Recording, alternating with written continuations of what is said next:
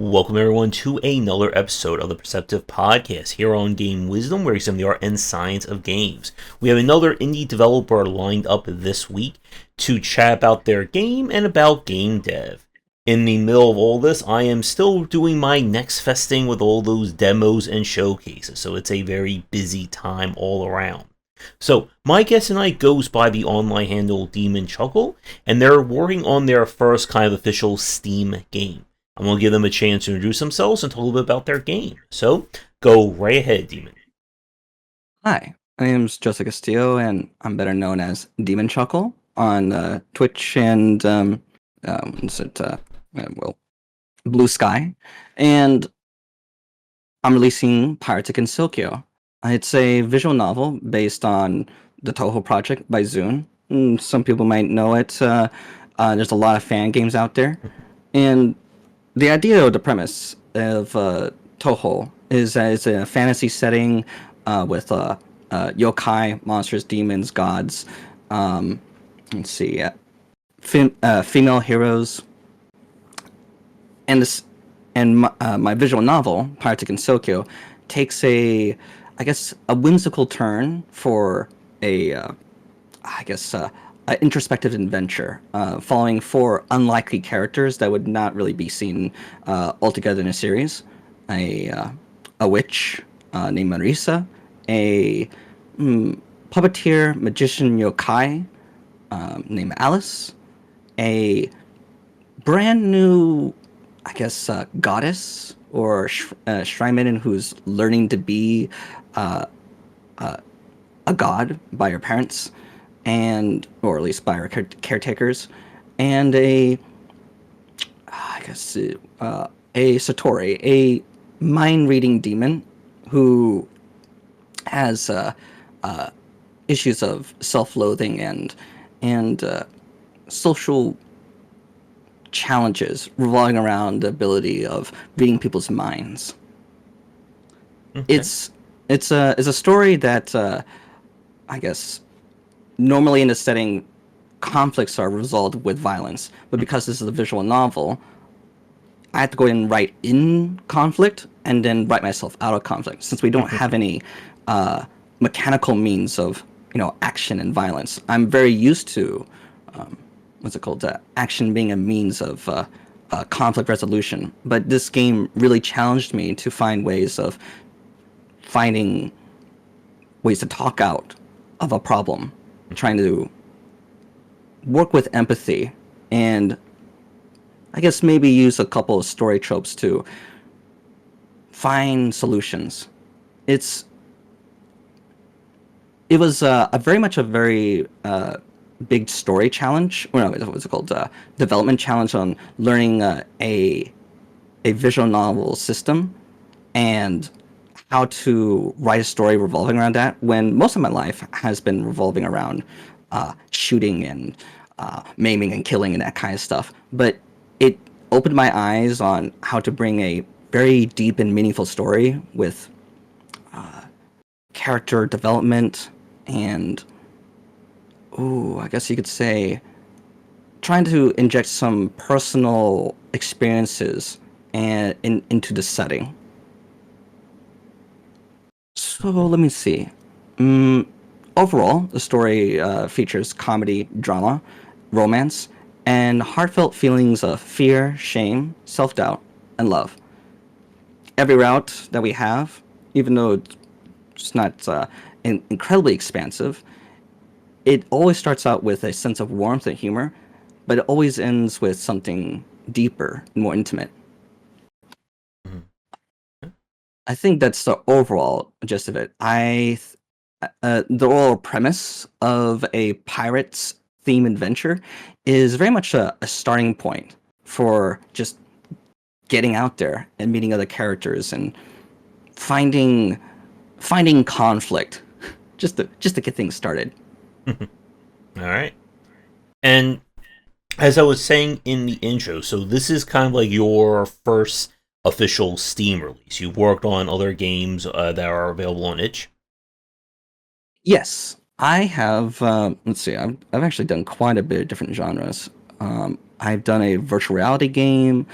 a physics-based action game, a first-person shooter, uh, two kinds actually, and then of course this visual novel. Okay. So, what kind of like attracted you to like having Pirates as being like your first like official Steam game? Like, what was like interesting, or why you pick this one to be brought to Steam?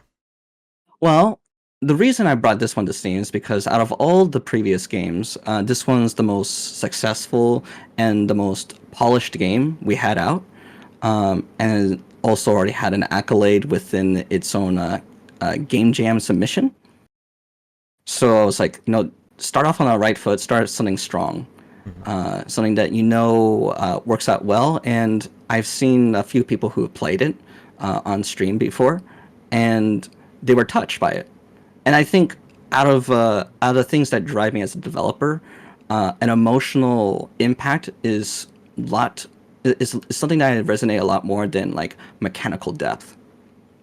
And I think even though it's like a one time play, it's something that will stick with you. And I've seen some people be like moved. As for the pirate theme, that was very much something that I think was the inspiration of our writer. And during the game jam, we really had a short time span to work on this, about 72 hours at the most. And I think that really just summed up about maybe a third of the game. And then since the initial release in 2019 on itch.io, I've worked on the game since then to expand it, getting it ready for a fully realized version of the game that we have set out from the beginning. Okay. And I guess like one of the challenges, and I'm curious what you think about this. Like when we look at kind of like the visual novel mark, and like for like yourself and for like people tuning into this, like my longtime fans know that when it comes to the kind of games that I play, I typically focus more on like action, very mechanical heavy games. For the visual novels themselves, I've had a chance to delve into like a few. I do a lot of IGF judging, so I've had a chance to play some in that respect. And one of the more, I think, interesting hurdles, I think, for a lot of these games to clear is trying to, I guess, like, elevate the idea of a visual novel. Because there are tons and tons of these games on Steam, I'm sure, as you are aware, as I'm sure as Mm-hmm. everyone else is aware as well. Again, like, right now, as I'm recording this, I'm in the middle of looking at Next Fest, so there are tons of those games on there. And I guess, like, as you're writing this and as you're designing, how like what are your thoughts on I guess like trying to make an appealing visual novel? I guess that could be our first question. Like what in your opinion makes a visual novel game appealing to its audience? Well, I mean, I feel like there's like two stages. There's the before you play it, the marketing, and then there's actually playing it itself. W- I think by the time you're already starting it, you're already invested in like some capacity to experience what the game has to offer. And then I say the question is how quickly does it pay off your patience? I think people who play visual novels have a level of patience that they understand that they need to give up front, whether it Mhm. be like 30 minutes or an hour. Um, I think on the marketing department, it's going to be a lot harder to stand out because, well, just the nature of it, it's going to be on an impulse. You don't really have time to sit down for like 5 minutes at a time just to like review whether or not this is something you want to invest that initial like 20 40 hour just to like get back something for that time. So I think looking out at the market, standing out, trying to elevate it, I think that's just part of the game. I As for Pirates of Gensokyo, its marketing was not really a part of the plan. It was just having an idea and just getting it out there. I think the idea of a pirate adventure, there's a lot of what I say. Well, I can't take the credit for the initial idea with what's it called, the pirate theme. It's something that my writer, who was very passionate about what's it called, things like Monkey Island, and wanted to bring in that sort of excitement, that that initial, oh, this is what I'm going to be part of.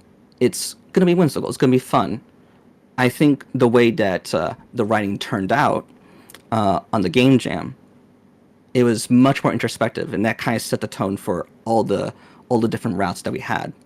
So every character would question about their relationship with other people, their relationship to their family, and perhaps a greater whole to the universe. I guess like kind of like the patience as you're describing that I think has always been like the challenge for these kinds of games to kind of like break into the mainstream. This idea that again, if you're playing a visual novel game, you kind of have an idea of what you're expecting going into it. Like these are not games you're going in for a mile a minute of action or anything like that. Yeah. And I guess like this is I think part of the challenge I see with this, like very much akin to that of the adventure game genre. And you mentioned Monkey Island a minute ago, which is another big name or was a big name in it, is that idea of trying to appeal to a wider market. That the adventure genre has not really seen like a huge evolution in the last, I would say, 8 to 10 years. And like when you talk, like we look at like things from like the super mainstream side of visual novels, I think a lot of people immediately go to something like Doki Doki Literature Club, or what was that other one? I remember it was about like a bird detective, or you're like in a world of birds, something like that. Mm, And I don't think it's the one where everyone's a pigeon. could be that one. But this Not was like sure. 8 or 9 years ago, or maybe more than that. Again, time is very hard to keep track of around here. I th- I I think it's also worth mentioning a game, a visual novel I had just recently bought and wanted to look into is Move Louvre. I think it was like from 2003 or like early 2000s. Uh, if someone handed that game to me, I would have no interest in it whatsoever. It's just a slice of life, like romantic comedy. However, I guess spoiler alert. This is where I got actually invested. I was introduced to Move Louvre from the anime Move Louvre Alternative, which is definitely not a visual like a romantic comedy visual novel. It's a dystopian, what's it called, mecha war. I realized, they're fighting aliens and stuff, and I was like, this is not the show I think it is it? And so so my interest in buying Move Louvre initially is because there is a payoff with a third version of the game, which is completely different. So there, a lot of people coming into the game again and reviewing it, they have the whole context of it, like a three-part series, but that's a really tough sell. I think like games, like the very nature of a visual novel is to play the long game. It's really much a hard sell for anyone who isn't used to that. So you got to pay off quickly. I think for the sake of my game, it's a small bite. No one really has to invest that much time into it. It's a for first off, I think it's worth mentioning that my game is a free game, and I mean it was free on itch.io. And I think in the spirit of that, it should continue to be a free product. And it's a great experience for anyone just wanting to like see in a visual novel experience in an evening. I think even every single route is like what's it called, like an hour or 30 minutes to an hour. They'll get something satisfying for each route. They're very short, but it's long enough where you could just watch a TV show and it's like like with Move Loop, and even Doki Doki Literature Club is still sort of playing the long game, where the real, like I say, the best parts of Doki Doki Literature Club is 2 hours in, Mhm. and that's an investment. That's so. How would it make it appealing? You got to start out appealing. You got to give something like a strong foundation, a base, an expectation. Um, when uh, so I say we had several writers on our game, and there was one of our writers set up the story structure of something that's recognizable, something classic, where we have sort of an introduction, a clarity of showing different characters, and then the story branches off from there. Like, what do we want to do? There's a hell route, there's a heaven route that's going to be happening very early on, and I think I say during my research, because people came off the project over time. I mean, it's like 2019. It's now 2024.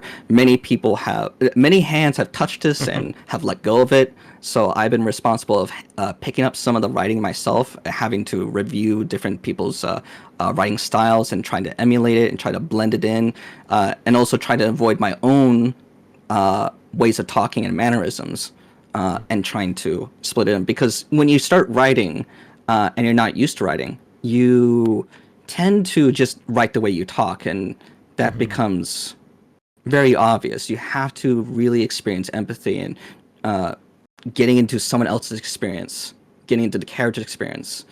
And I think with the first part of making the appeal of the game was just the premise. We have a strange cast of characters that have, let's say, like, oh, well, this one was an itch.io release. We had the priestess, and for someone who isn't coming into the game, you got the demon who can read minds, and you got the priestess. That's already a natural conflict.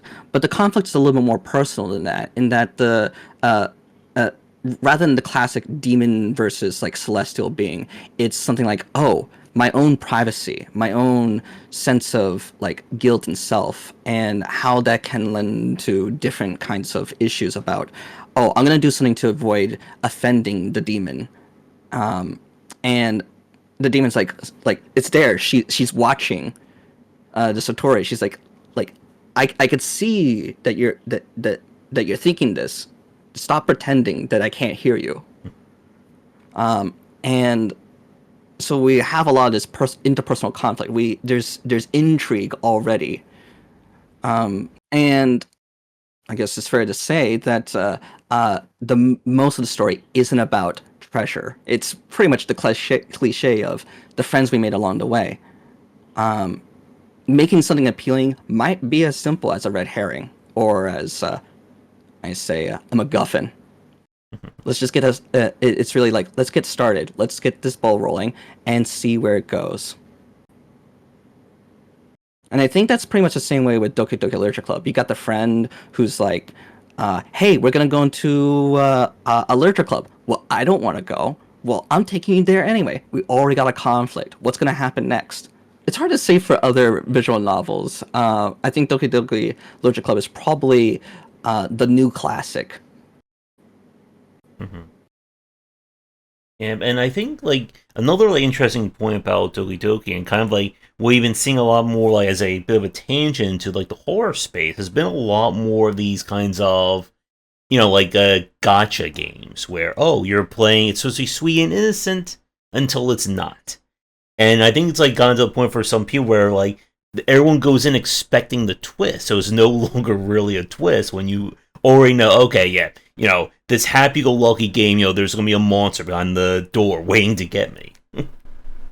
I think that's something to do with the writers themselves just not coming up with more interesting ways, or they're just falling upon their old habits.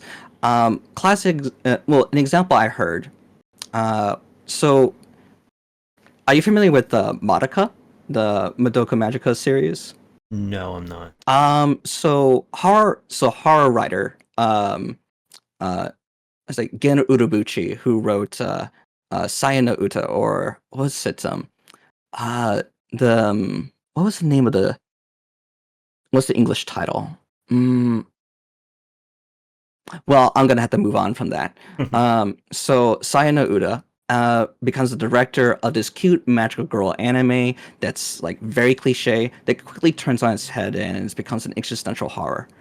That that writer moves on to other projects. And from what I've heard from other people who, start out as big fans, starting to become very familiar with his tropes and twists. And sometimes even people just follow the author just because they know what to expect, and they just want to know. They know that the train is happening. They just want to see the crash itself and just how horrible it ends up being. But I think for people going out there, I think it's a challenge. You just have to go and take the word for it, and sometimes maybe it's a twist that draws you in, or sometimes it's exactly what you expect. And I think that's really depending on the person. I think people who are tired of of a dark plot twist, really it's really up to their taste to decide whether or not to avoid that kind of material. I will say, at least for my game, it doesn't really have that kind of dramatic plot twist. I'm a big fan of derailing and going off the rails and going crazy, but that's that takes a lot of effort, and that's something that was not embedded into this project. It was just like, I think, to say, if there was a twist to this game, the twist would be that it's deeper and more introspective. It's more personal. It's not. It's more emotional, and I think if there was a way to spice up the visual novel genre, would be to, I guess you could say, instead of one-upping the twist, let's go laterally. Find a deeper meaning, or let's say it's not about this character, it's really about this other character. We think it's about let's say, I don't know what's an example. I'll make one up. Like, it's about the guy meeting the girl, right? But really, maybe it's not about the guy meeting the girl.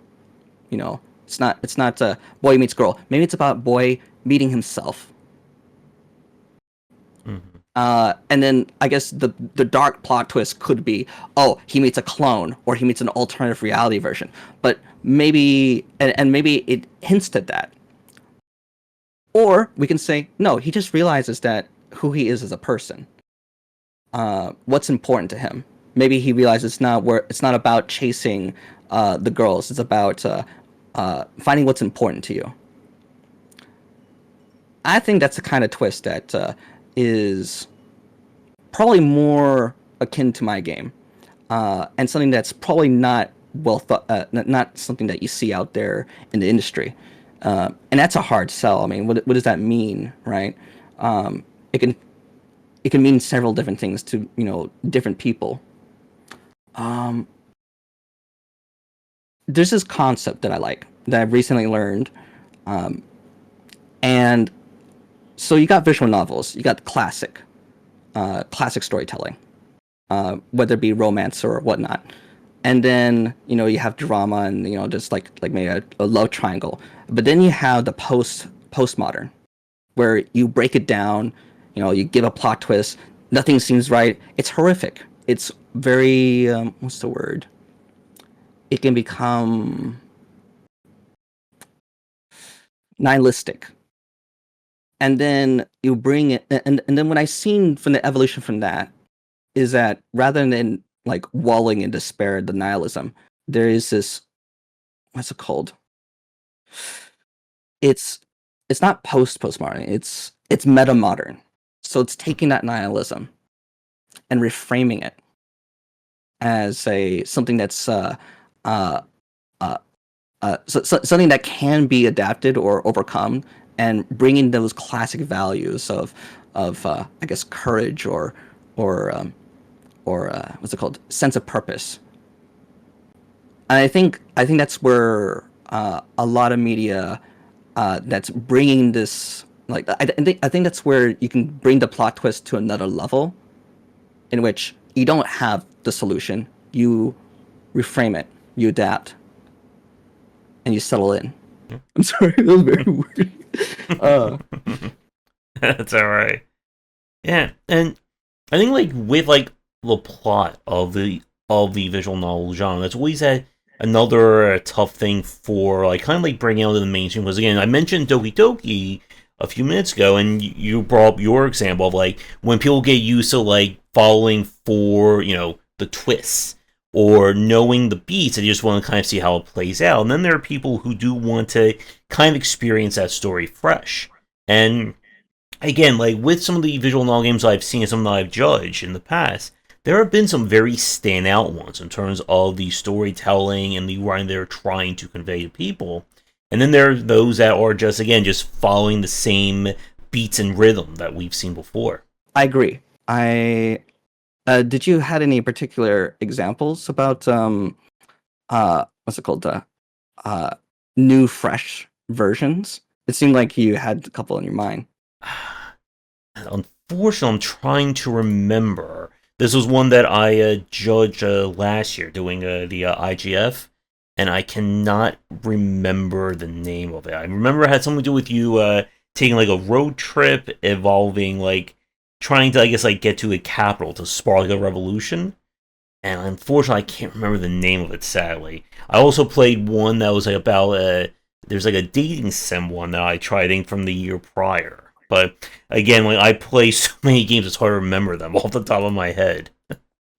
I think I think there is a space for more classic style of visual novels. I've seen a lot of them in the what's it called, the game jam space, Hmm. because you don't really have a lot of time Yeah. to build up for a big plot twist. Because like the plot twist is like a whole second arc, and sometimes it's just an effort just to get the first arc just done, just there. And even that itself may have its own plot twist, but it'll never be like completely world shattering, uh, like you see in like you see in some other games. What's it called? Like Doki Doki. I have a few in my head, but they're they're they're very good. They're just not safe for work. Hmm. And some of them have set out its own premise as a particular kind of smut that really shakes you up and goes, oh, it's I'm not playing Saw. I'm playing I Have No Mouth and I Must Scream. Hmm.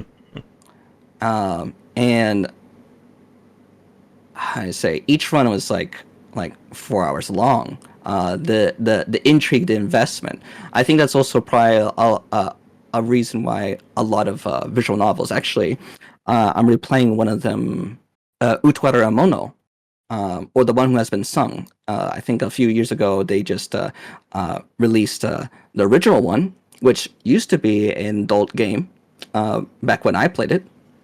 But since then, it changed it changed itself to remove all the adult content. Uh, Take it or leave it. I think it's still a great game, Hmm. and the series has moved away from that into uh, what's it called? Different sequels and trequels. So I think it's I think for many of the older visual novels back in the 2000s, when it may not even be as big as a concept in the Western audience. At least I don't think it was. It was very new to me. Like, oh, you're playing a game to read? Like, where's the shooting? Where's the action? But I think the premise is, so it's like, oh, what if we bring in the audience with adult content? I mean, sex sells, right? And you the idea of like, oh, cute girls, cute girls. Oh, but you're also playing a war game, Hmm. and you have to deal with politics on top of that. Hmm. I think visual novels may have a notorious reputation for adult content, but I think a lot of the great classics that have endured over the time, like the Fate series, I think it was very, very full of adult content, and now it's it's standing on its own as a massive franchise. And I think like that's kind of like one of the things that we've seen some of these games have tried to evolve beyond just like being just about the sex. Because again, there are plenty of these games on Steam, as I'm sure everyone listening to us is very well aware of. And it has gone to that point, just like with any other genre, that you really need to go above and beyond to stand out from all those titles. And I did find the name of the game that I was thinking of. Thank you, Steam Dynamic Collection, for being able to sort my Beautiful. library. So the game that I was thinking of that I tried out last year was Amarantus. Amarantus. Hold on. Let me look at this too. So And this was one that I didn't play it on the channel here, so I did this for my IGF judging. And I thought it did some interesting things with the storytelling. But again, like to get back to like one of the challenges of the genre, especially to someone who's like not like used to, who doesn't play a lot of them, is that kind of, again, like the slow build. Like as we've said, like this is not a genre where you're jumping in and doing lots of things. Like you're committing to an hour to 2 hour long story at a time. And I think that takes me to the next question I want to ask you about like the length of these. Because again, like obviously the advantage of doing a visual novel is that you can just keep writing. You can just keep writing more dialogue, keep writing more plot, more story. The disadvantage, obviously, is that you can keep doing that. And just like with an action game, knowing like when to end, knowing how to structure and pace it, I'm sure there's interesting challenges that go with, I guess, like coming up with like the overall pacing or length for each one of your stories. so speaking for myself, speaking for this game, it's I don't it wasn't a challenge at all Mhm. because I was just thinking to myself, just get to the end as quickly as possible. I am very much looking forward to moving on and doing my own things and creating my own plot twists with my own brand. And uh, Pirates of Gensokyo is in fact a fan game. Based off one of my favorite franchises, and what I was trying to do is just okay. How do we? I knew where the endings were. How do we Mhm. get there as quickly as possible? I think around the time, actually, let's say 2019, 2020, I was deeply in love with let's see. Well, like in 2020, the team was pretty much just me at this point because it was just a game jam game,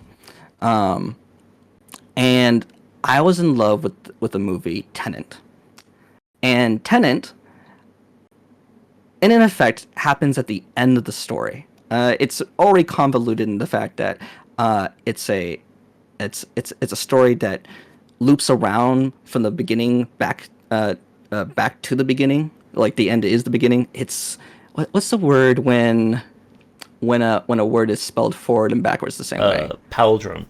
Palindrome. So the movie is a palindrome, and I was so fascinated by the writing, and I was reading many different reviews about the choices and the direction of telling the story, and it was a couple of things. Everything that is said and done in the writing needs to push the story forward. Anything that's said needs to either tell us something about a character or progresses a story. And I try to really nail down that. I think I think a lot of writers really think like when they get excited, like, oh, I can tell all about the world, I explain everything. We assume a couple of things in the setting when I write Pirates of Gensokyo. One, the audience is familiar with with the Toho franchise, but also two, if the possibility they don't know, we just try to imply it through the characters talking. I think there is a character, Sanae, the goddess. She is, or the goddess priestess. She's actually from our world. So there are a couple instances instead of saying, okay, Gensokyo doesn't actually have an ocean, which is why we have a flying ship. But we don't say that there's why we're having a flying ship. We don't explain why there's no ocean. But there's a point in which a character says, "I want to find an island. I want to get there. What is an island, Sane?" And Sane explains the concept of an ocean. What is it like to see horizon? And it's like, oh, what happens when we go over the edge? No, no, just more water after that, and it boggles their mind. And that does a couple of things. It progresses a story, about like like some sense of anxiety. How are we gonna find something that doesn't exist? how and that plants a seed inside the character's mind on teleportation or some magic portal to get there. Because well, it's a fantasy setting, but now we've also world built at the same time, and that we've by we introduced the concept that there is no ocean by introducing the concept of an ocean to a character that doesn't know what that is. It's it's using characters' conversations and their different perspectives, like characters from hell, characters from heaven, and characters who don't have exposure to either of those, and those who've been living a very, very long time. They fill in the story bits from their own perspectives, without us explicitly explaining it. A character just has to say, "I don't understand what you're talking about. Please explain." I'm sorry, I think I lost track of a part of your question. Could you reiterate it? Yes, about kind of figuring out the length that you Oh, want for length. each story. Yes, sorry about that. So I think focusing on what develops character, and that could be relationships and stuff, and progresses the story, and really giving only information that is important to the moment, the story just progresses naturally. That's something I've learned from watching Tenet. They don't explain that there's a great, long future war that can span hundreds of years. Who knows how what? We just know that there's a possibility that happened, and we're just moving on because what's important is how do we stop the events from happening, or how do we make sure that they happen, but in our favor. So for me personally, not a challenge. I was really dead set on just getting to the best part. And I guess like speaking about like different endings, this is another thing I wanted to ask you as someone who's not as versed into visual novels. But another thing that I've seen from a lot of like RPG style games and games that kind of go this route is again like the very diverse set of endings. You can have, really happy endings, really disturbing endings, and everything in between. I guess as a writer and coming up with everything for Pirates, like how did you decide on like the different endings? Like, do you have like a methodology, or is it just like you whatever if it sounds crazy or fun in my head, I want to put into the game? So I think it's fair to set the expectation that this game is very close to a kinetic novel, in which there aren't many branching story paths, or if at least there is, they're not highly consequential. The different endings we have, at least quote unquote official endings, are, I guess you say, they're picked at the last second, and they're a nice way to flavor up the story and like end it up. There's a more there is a branching path, but it circles back down to a third. It reconvenes. I say with another a parallel storyline that reconnects into the third story or the third act, and I think just me trying to create those parallel story arcs that reconvened, that was an incredible amount of effort just to keep them like the continuity straight. And once I experienced that, I was like, I am not gonna have a like wildly branching story. I want to keep it as simple as possible. It's it the amount of effort that is involved in creating branching storylines is exponential. It's not 1-2. It's 1-4 amount of effort, because you got to recheck everything, and yeah, I mean it's quite literally that.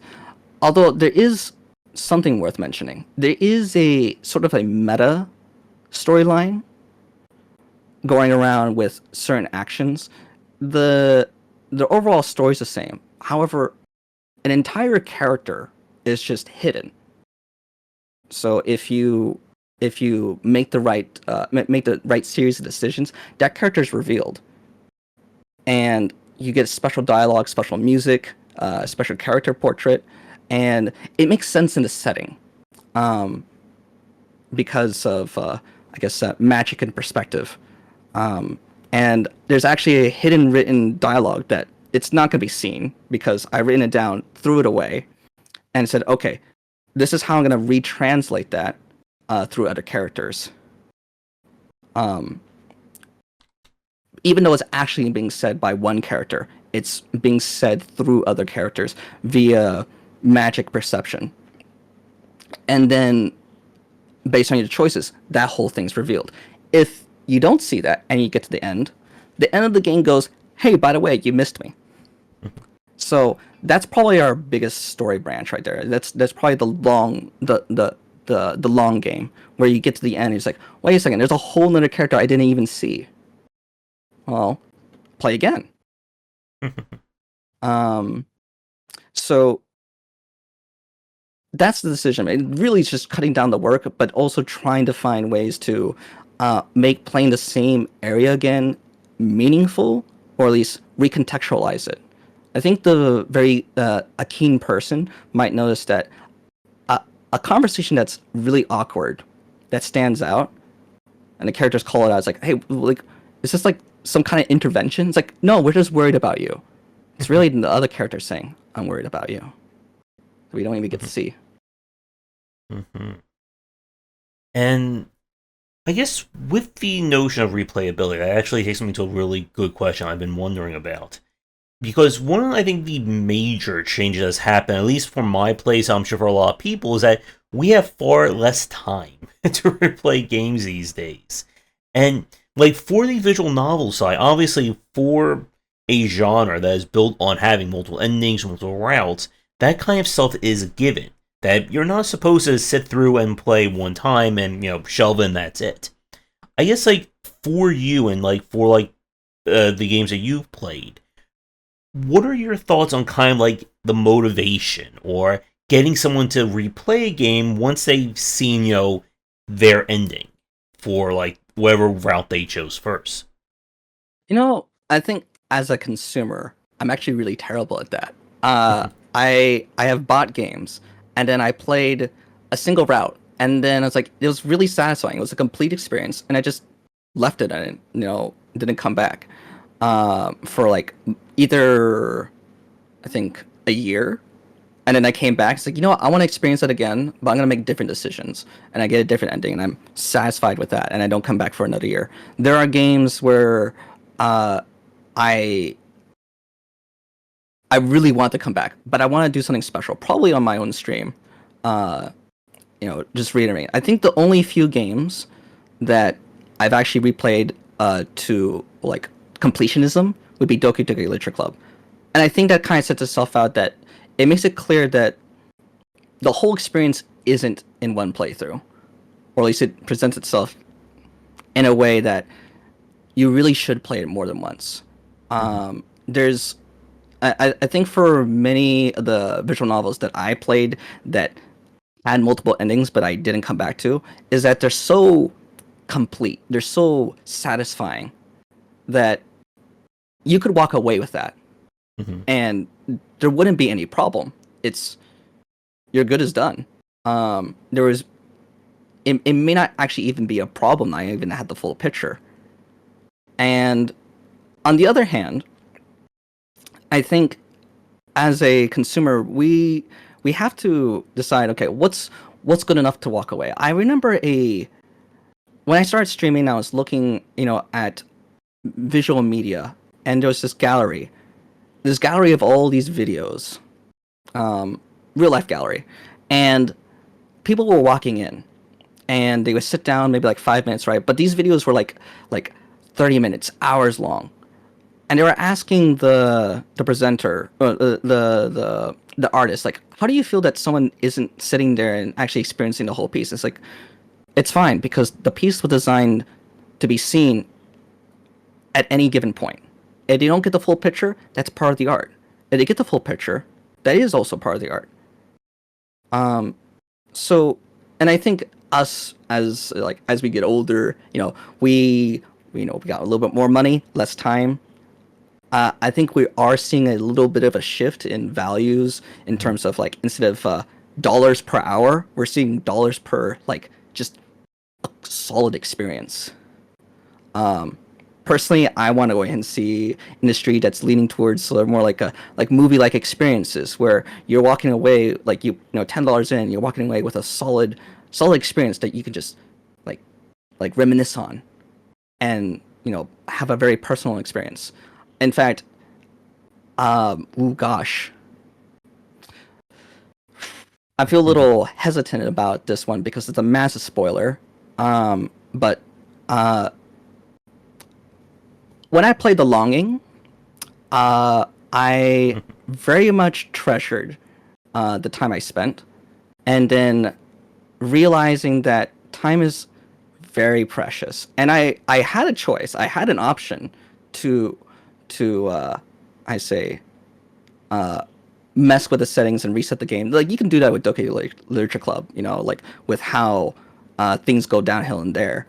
And and if you're into programming, you will find a way to what's it called, to reset a game if you really want to. But I was thinking about it, it's like, the developers don't want me to reset the game. What are they trying to tell me here? As painful as it was to let go of that experience, that's part of the art. To have that memory. I think there are people who want that completionist experience, want to play the whole thing. I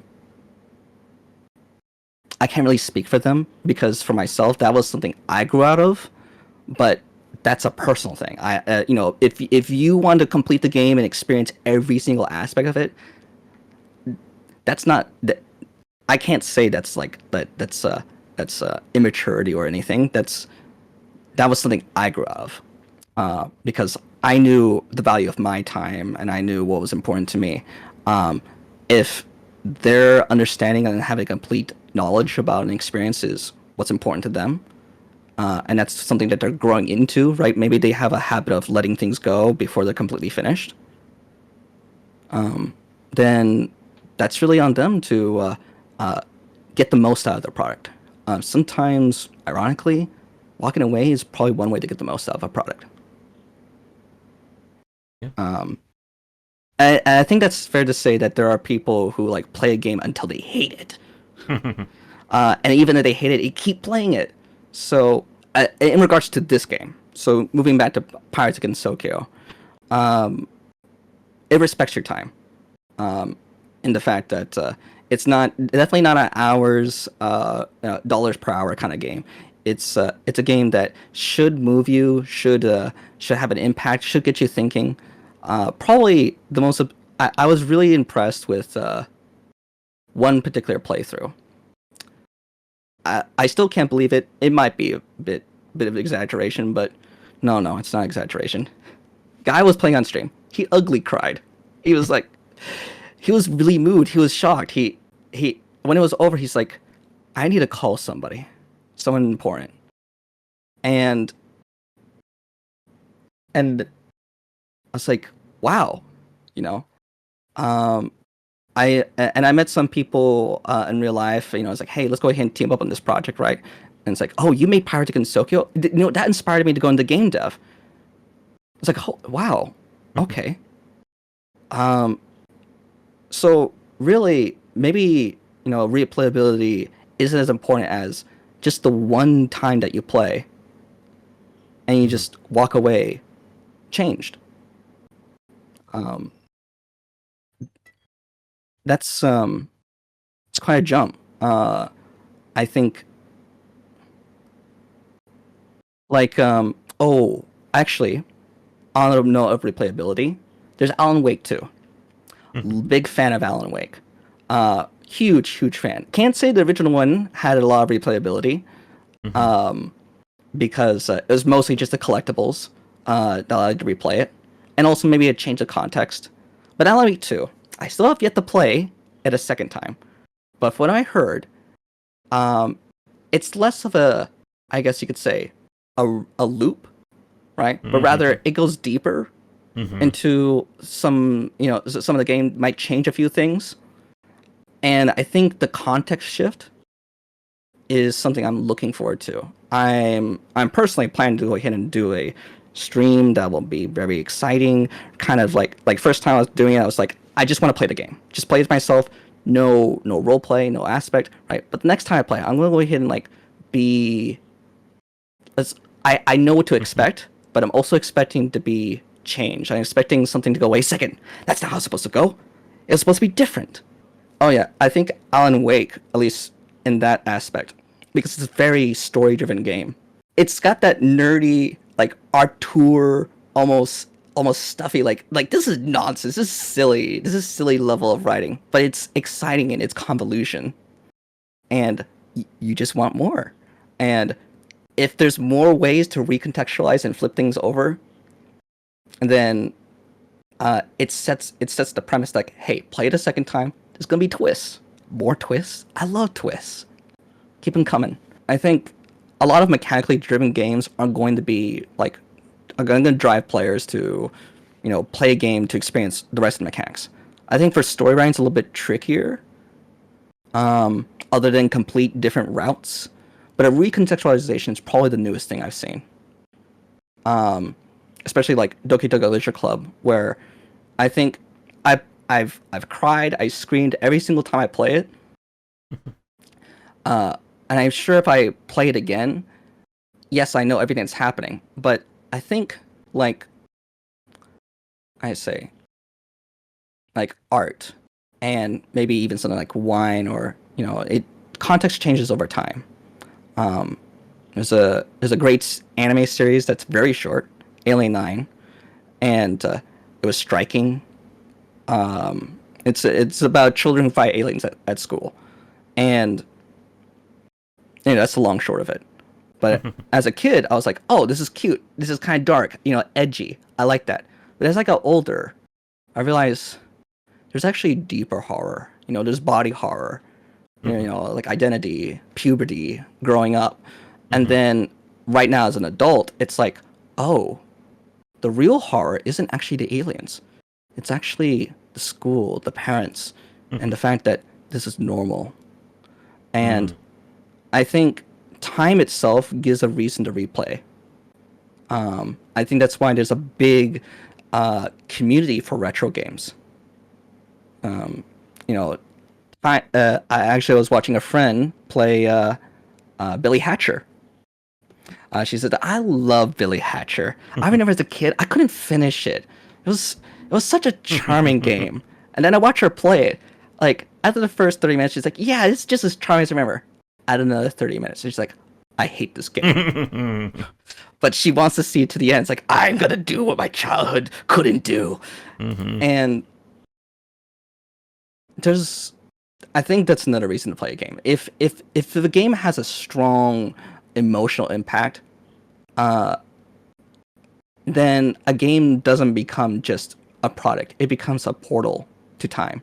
It's a way to revisit a childhood, and then it's a way to reconnect and also recontextualize time then and time now. The only way that can really work out is a strong emotional connection. I could imagine, let's say, the guy who cried and said he had to call somebody. He says, "Hey, maybe the person he calls, hey, things got better. What happened? What got you?" It's like, oh, it's this game that gave me that. I played this game and I wanted to give you a call. What was that game of? Oh, maybe I should try it again. I guess in the spirit of visual novels, it's the long game. I think some really good points here, especially about how some games can feel complete. That, especially those that are very narrative or choice driven. The idea that you can give the player the full breadth and depth of their choices, and then it feels like this route is, their own. Yes, you obviously coded, you wrote everything yourself, but this is the route the player chose.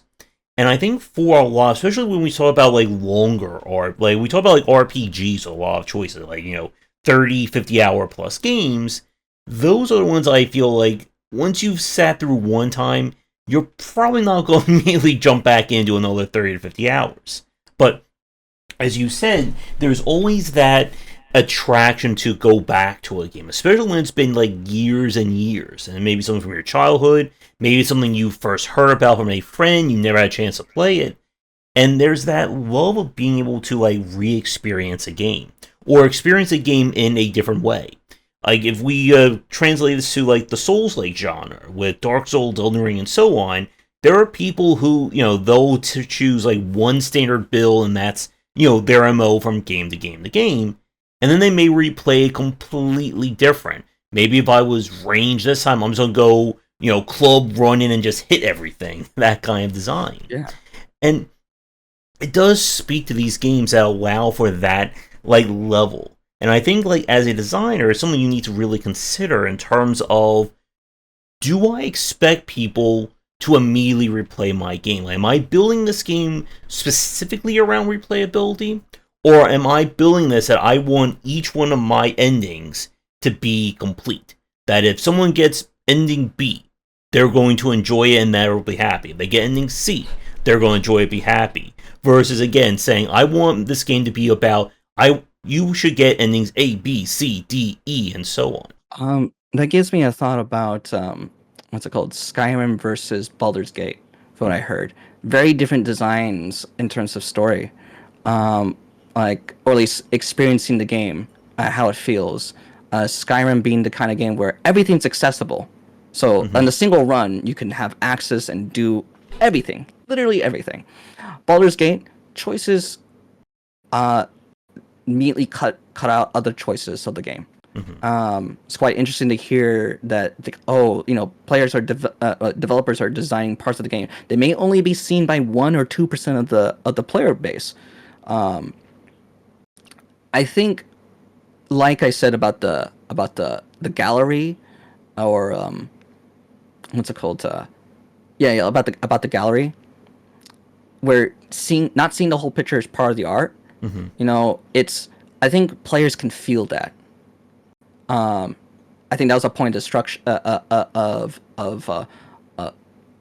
actually, I don't know what I was going to say in that sentence. But I think that's a point that can be easily felt by many of the players, where they really feel like the choices they're making really had an impact. Surprisingly, Dark Souls, Elden Ring had a similar thing with some of its routes. I was kind of lucky to, like, my completionist thirst got me the rarest, or got me the moon route with Rani, which is like the amount of things you have to do for that is so obtuse. And I mean, I was looking at guides on different aspects of the game, and I was like, oh, I've never been in this area. I've always wondered how to get there. I'm gonna go in there, and I meet Ronnie, and it was like, I was really awkward because it's like I wanted a different ending, but now this one's right in front of me, and I was like, go for it, right? And the irony is that I was trying to develop my own story, but I got caught up into everyone's favorite. For a game like Elden Ring, Dark Souls, where the reason to replay it is very mechanical in terms of finding different like ways to play. That's why you see a lot of challenge runs. Yep. Right. And I think as a developer, I think something that people might have a big challenge with is developer intent. You have like, I remember, throughout Dark Souls 1, 2, and 3, people were like, hey, this is how you play. No summons, no magic, bonk only strength build, only dex build, no nothing, right? And I think that really broke down around the time of Elden Ring. When and I think it was a particular point in the patch notes where players were expecting that certain things were weak were going to be buffed, and things that were really tough or overly tuned to be like weakened, debuffed. And when the patch notes came out, the things that were strong got even stronger, and things that were weak got even weaker. And it's like, what does this mean? It's like, it's not about balance. It's about like internal world consistency. And the developer comes out in an interview saying, how does he play the game? So he uses every tool he can to win. So at that point, I think the idea of what the right way to play is, or how one should play, starts being shattered, and then people start coming up with their own ways of what is a valid way to experience a game. And whether it be, a full completionist run, experiencing every single ending, or what's it, just getting a slice of it, as long as, at least for me personally, if the end user is happy and satisfied, then I'm happy and satisfied. But of course, I have a special thanks for those who like complete the game, and experience every single asset. It's in a sense, that's the player's labor of love. To our work. But I think as developers, for anyone who's making art in general, we have to just accept the fact that maybe not everyone's going to see the whole picture. Maybe might even be something a little more literal, like let's say you have a painting, beautiful colors, but what if someone who's colorblind comes up to see it? They're gonna see everything. They can't. It's physically impossible. Maybe somebody just doesn't have that much time. It's not possible without taking a big cut of their life. Yep.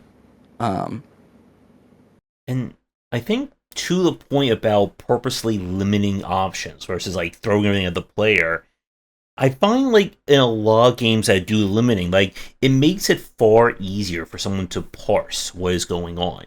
Like you mentioned Skyrim, I can think of the multitude of kind of like 4X like open space exploration games where you start the game, it's like, well, here's the entire universe, do whatever the heck you want. But the players never play those games, they're like, well, what the heck is all this? Like, what am I supposed to be doing? And being able to like give the player like very hard choices or very hard like locked routes like that, it does open these games up to make it a little bit more approachable. Knowing, okay, if I chose the forest story or the forest build, then fire, ice, wind, and all that, that's inaccessible to me. But then that means if I want to replay the game, I have this, and this I can then do for future routes. And I think it becomes a lot easier to like kind of open these games up to people to let them know, okay, if you want to play my game, you can choose one of these different routes, but you don't have to worry about all this stuff if you just chose this over here. Just pay attention to that. And then, this stuff is available to you going forward. Yeah, I think that's a solid approach. I mean, like, for me, I can be, personally overwhelmed by too many choices. Sometimes it's a little helpful to like I'm not a big fan of meta. However, I do think it helps for like the first, I guess you could say 10%. How to get the footing, how to get a foundation. It's like I understand how this game like thinks, how it feels.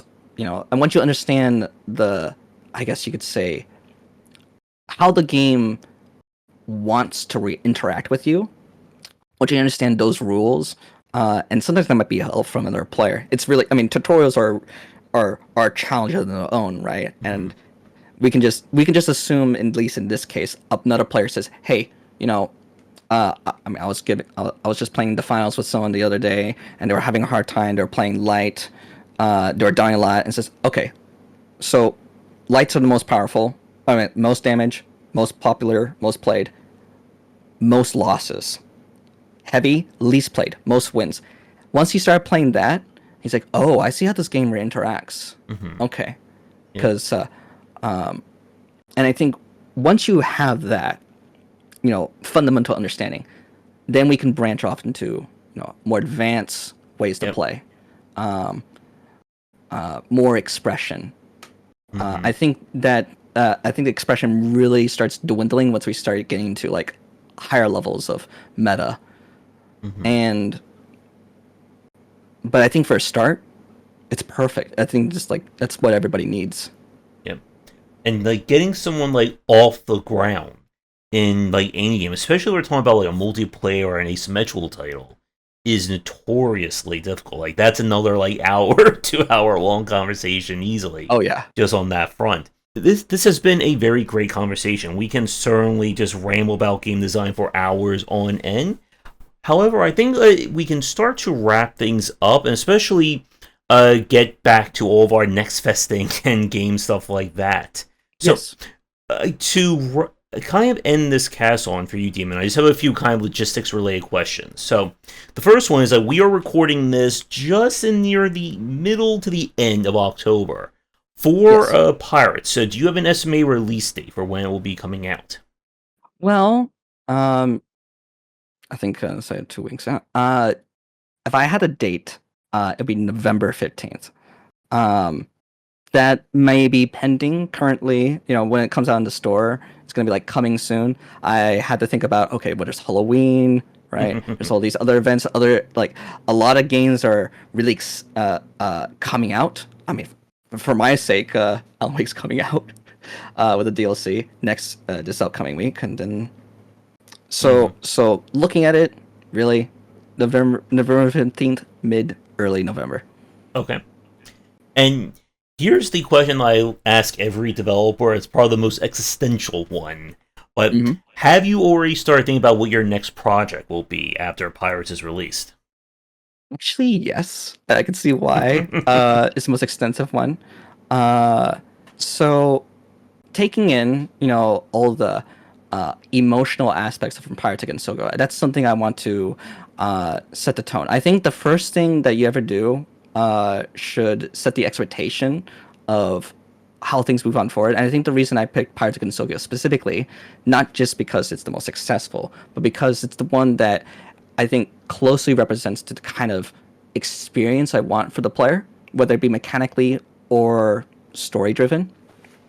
So, actually, for my next game, I'm thinking of something mechanically driven, something experimental. I want to work with Twitch integration and try to mess with a lot of different things that could bring Twitch integration into a new light.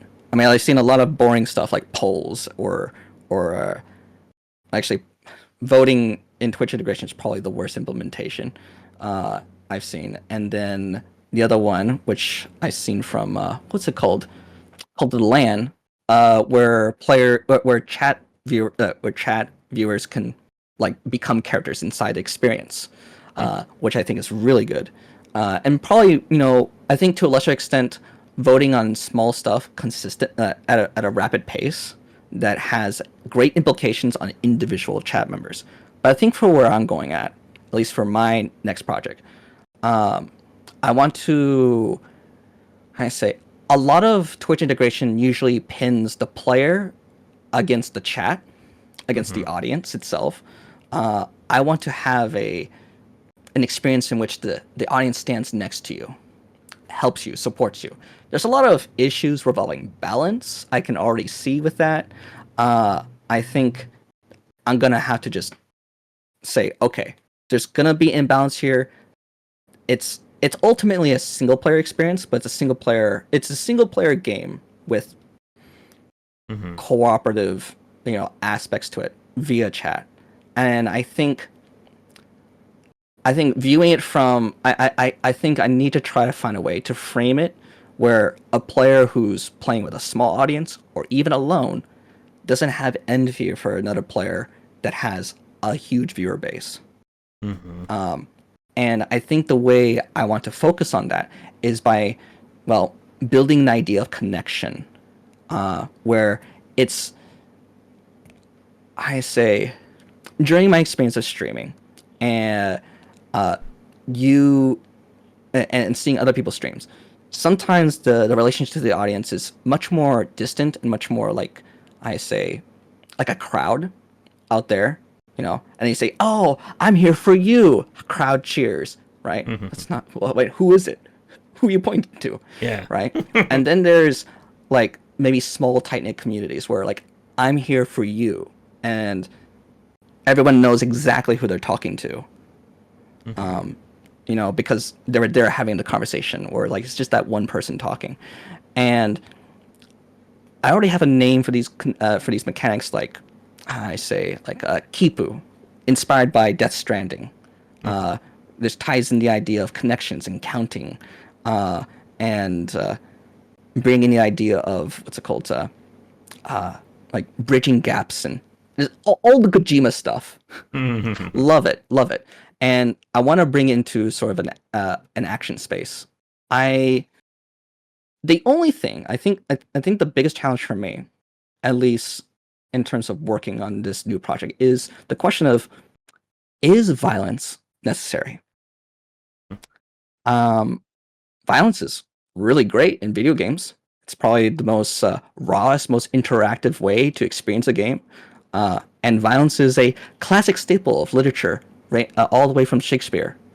Shakespeare loved violence. But that said, though, a story about connection, a story, or at least a gameplay that revolves around human connection, literal players or literal chat members. Couple ideas that immediately come to my mind is like, you got people that are like acting like turrets, and maybe they can like put in their own commands and saying, "Hey, I want to go to this area, go this area." Probably the most, I say, involved chat mechanic I can think of is a chat member, like a series, like a squad of chat members. You got like, and their artillery squad. You got a loader, you got somebody who aims, you got someone who fires, pulls the pin. Everyone's got the little job, right? Mm-hmm. And they have to do it in sequential order. I mean, that's all right. That sounds really engaging. That requires coordination. And what's nice about that is that it doesn't scale up. It only works for small chats, because the coordination would otherwise be impossible for a large group, right? So I want to take on the challenge and trying to find mechanics that work really good for small viewer bases that would be impossible for large viewer bases, and then vice versa. It'd be really nice to go ahead and just have like I can imagine just a 4-man team, a 4-man chat. Just, it's like loading, prime, aim, fire, right? Just say that in order. Count 1, 2, 3, 4. All right. And then also putting coordinates. And I think the nice little connection I already have in my head right there would be that the player, who's playing the game, could like maybe use a laser pointer or say, "Hey, ping over here," right? Now, because there's a natural delay on stream that's ranging from like half a second to a whole 30 seconds. From the viewer standpoint, if they get a ping that says the coordinates, XY coordinates of some place on the map, the audience gets that ping 30 seconds before they see it on screen. So from their viewpoint, they're getting coordinates from the future. And then they can go ahead and set up for the shot, as quickly as possible, and then they can see it happen 30 seconds later on screen.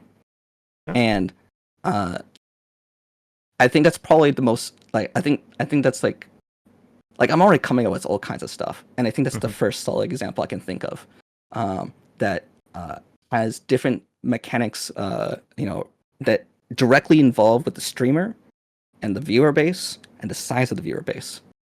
I'm not exactly sure if this is ever going to be something that is going to be a complete game, but like my portfolio of virtual reality, physics action game, first-person shooter, visual novel, I want to try something that's very different. And then I think once I build that foundation, I'll move on to trying to say, okay, how can I make this into a story, and then package it, and then and at that point, my next project is gonna be for money. I can't keep doing this for free. It's true. I mean, the last game is for free. It took me 5 years to get up to this point, right? I was just like, but this one's good. I need money. I need money. And I think that even the excitement of the possibility of monetizing this game, it fills me with lots of excitement. Something new, a new project, something that's also directly related to my brand. Goosebumps. I'm giddy. All right, sounds very interesting. And again, we can certainly have a lot more conversations. And yeah, if you are free in the future and you have any other design topics, definitely let me know. We can certainly ramble and rave about them for a few hours. I would love to. It's been so much fun. Mm-hmm. Yeah. Um, we'll get to talking about that. All right. So, to wrap things up for the cast, you have any social media you would like to promote, where people can find you, etc., etc.? Yes. So I am found on X and Blue Sky. Although I highly recommend Blue Sky. If I'm slowly working my way to wane off of X. Um, let's see. My primary the place where you can find me the most is actually in my Twitch, Demon Chuckle. Mm-hmm. I will mention for the X account, which is also another reason why I'm moving away, is that it's Demon Chuckle VT, as in VTuber, Mm-hmm. and Blue Sky is just Demon Chuckle. Okay. Twitch account, just Demon Chuckle.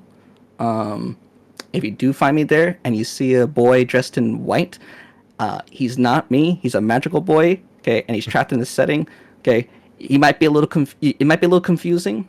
We do a little role play there. If you're into that. All right. And I'll make sure to include links to all that in the notes down below for the people watching. So, Yes. I guess my final question for you to take us out on is, do you have anything you'd like to say to any fans, viewers, whoever watching to take us out on? Let's see. For those who are jumping into Pirates of Gensokyo, uh, jump in. Just I say, just enjoy the story. Have some fun with it. Don't expect too much. Don't expect anything at all. Just like see where it goes, and maybe it'll speak to you. Um, it's very much an adventure that leads into interpersonal stories. Um, and then for my fans, well, I'm just happy that I've gotten to this point and looking forward to making a brand new project right after this. And I know my fans are going to be sending a lot of different ideas. Oh, you should try this. We'll be talking about it, surely. So I'm all ears. All right. Well, I think with that, we'll wrap things up for our chat. By the time this cast goes up, Pirates should either be out or coming out real soon. So for It'll everyone probably be in watching, store. all right. Yeah. Feel free or be sure to check that out and check out all the links, everything from Demon down below. So again, thank you so much for reaching out and coming on and chatting about your game and about design. Again, these are always a lot of fun to have. Thank you. Thank you for having me. It's been a pleasure. Mm-hmm. Also, do you have anything to offer to my audience? I believe, like, do you have any, how I say, you got any good reading material? Uh, Something that can give me some sort of direction leading on to my next game project. Well, I definitely have lots of books. I guess this is the selfish promo time, but yep, I have books on game design. My series Game Design Deep Dive covers every genre I've written about so far. Right now, I'm working on Metroidvania as the next one, with a real-time strategy coming out real soon. There are books that if you ever wanted to know something about a genre and was too afraid to ask, these books will kind of give you everything and more about the design, the history, and the methodology of it. And they are available where every book is sold. There, my publisher is sure to get them into all the bookstores.